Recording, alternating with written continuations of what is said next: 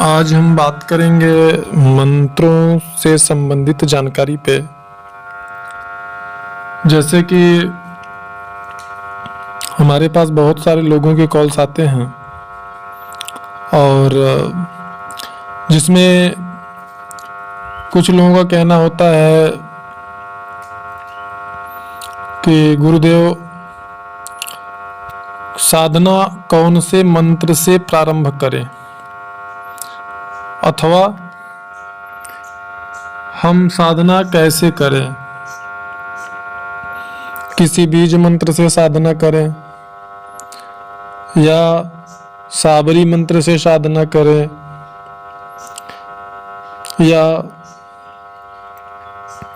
और जो कुछ प्राचीनतम मंत्र होते हैं उन मंत्रों से साधना करें, जिनको कि प्राचीन मंत्र या पुरातन मंत्र कहा जाता है। तो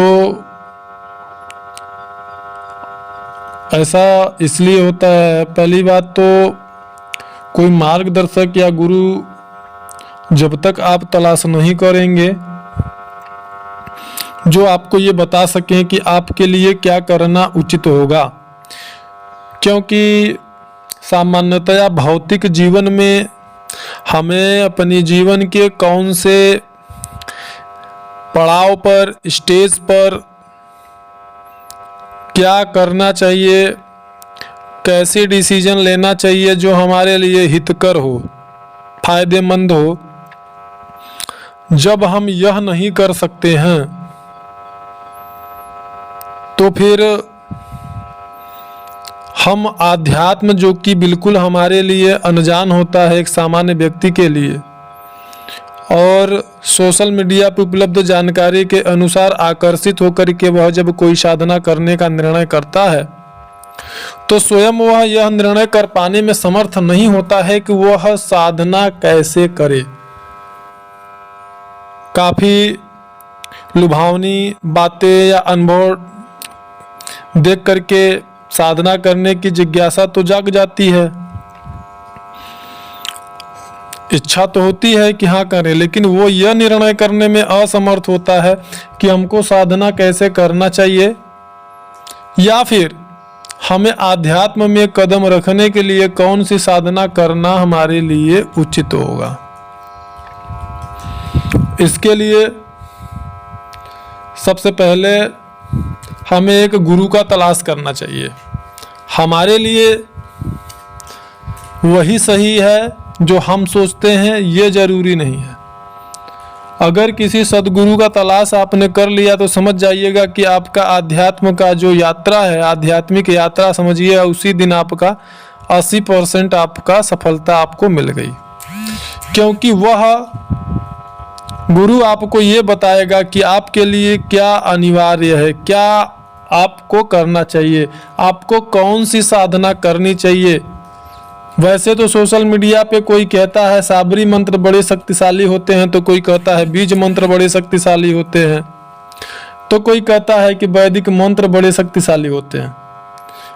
कोई किसी मंत्र को शक्तिशाली बता देता है तो कोई किसी मंत्र को शक्तिशाली बता देता है।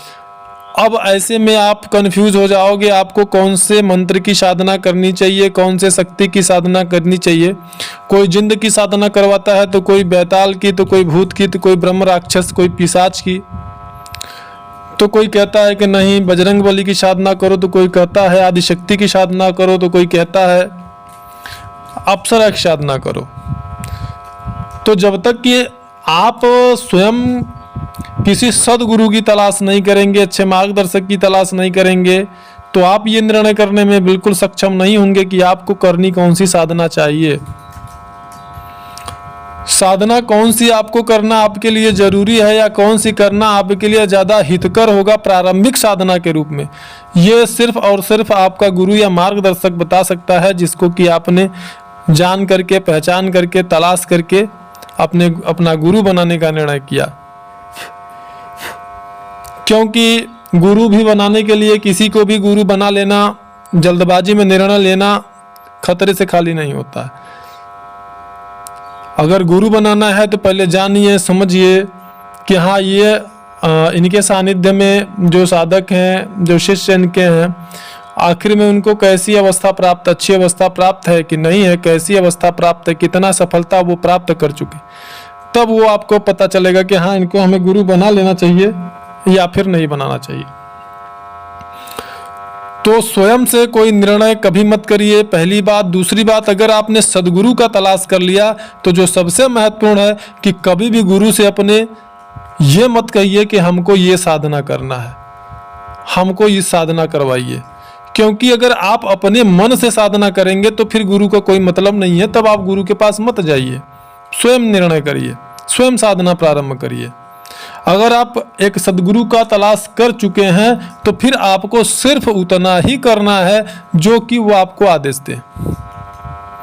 तो इस बात को सदैव याद रखिए, इस बात को आपको सदैव याद रखना चाहिए कि आपको केवल और केवल अपने मार्गदर्शक के मार्गदर्शन में ही चलना है। अगर वो सदगुरु का आपने तलाश किया, आपका गुरु परिपक्व है, कुशल है, उस मार्ग का जानकार है, तो आपको सिर्फ वही करना चाहिए जो आपको वो निर्देश देते हैं। कभी भी साधना में मनमाना ढंग से साधना नहीं करना चाहिए।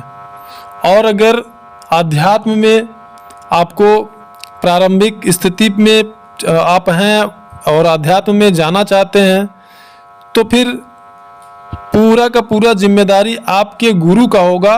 वहाँ पर आपको निर्णय लेने की आवश्यकता नहीं है।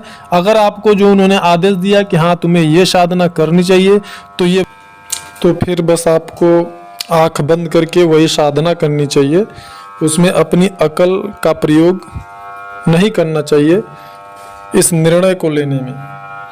इस वीडियो में इतना ही, मिलते हैं नेक्स्ट वीडियो में, तब तक के लिए धन्यवाद।